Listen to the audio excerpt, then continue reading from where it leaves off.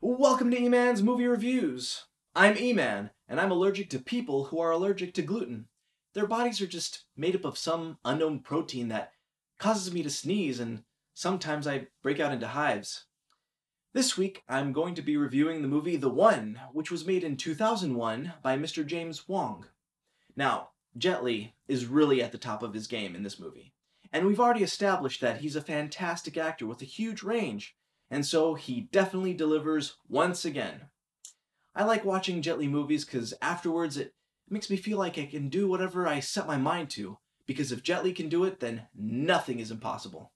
That should be on a t-shirt. The One is a touching romance, drama, and sci-fi about Jet Li looking for his one true soulmate. Ever since he was a kid, he wasn't able to really fit into any particular group, and so many girls just kept on rejecting him and just pushing him away. Years go by and he's still alone. No friends, no family, just him by his lonesome self. He decides to travel the world looking for his one true love, basically anyone who can accept his love and interests. And he even goes on multiple dates, but sadly, there are no sparks with anyone and all of his dates end kind of terribly. As he gets older, he gets more and more desperate and his standards go down so dramatically that he even goes on dates with women who are 3 times his age. One of them sadly dies while they are having dinner together. He wonders if he will be alone forever, if he just wasn't meant to find that happiness that some couples pretend to have. Out of ideas of where to look for women, he realizes the only person who could truly enjoy his company and want to do everything with him is him himself. So he decides to invest all of his time and billions of dollars he's accumulated over the years of being single into a cloning program. And after years and years of failed attempts, finally, the cloning process is a success. He manages to clone himself and finally finds peace and happiness. They completely bond and bro out with one another as they both do everything together, go everywhere together, and just enjoy each other's company.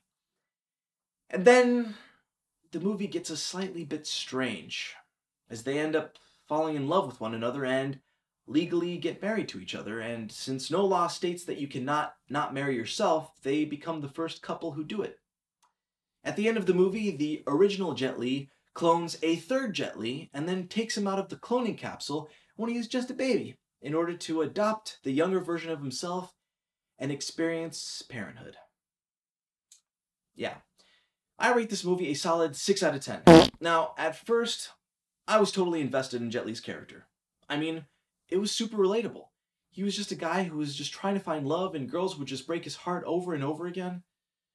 It's too real. And even the cloning part was kind of cool, because who wouldn't want to hang out with themselves? That's a party right there. But then, him and his clone hooking up and being intimate, that's where I draw the line. Not because it's gay, because it's not. But because, dude, how narcissistic are you? I mean, come on. I would be totally down to hang out with my clone and do things together and be each other's wingman, but not get physically intertwined with them. It's like having a twin. Wouldn't it be weird if twins made out with each other? Yes. The answer is always yes.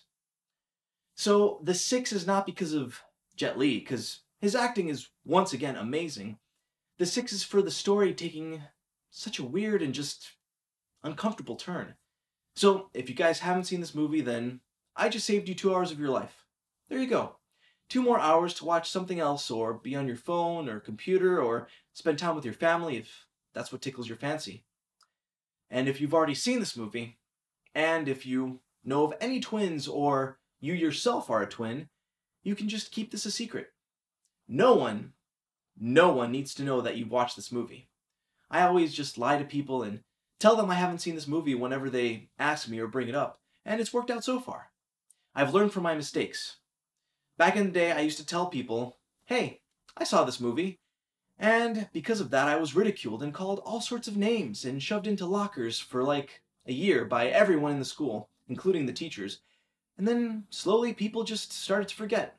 So, remember, if anyone asks you, you say no. Just say no. You have not seen this movie, you never will, you don't want to know anything about it or what it's about, and just change the subject. It's a tough world we live in, and it gets tougher every day. I'll see you guys next week.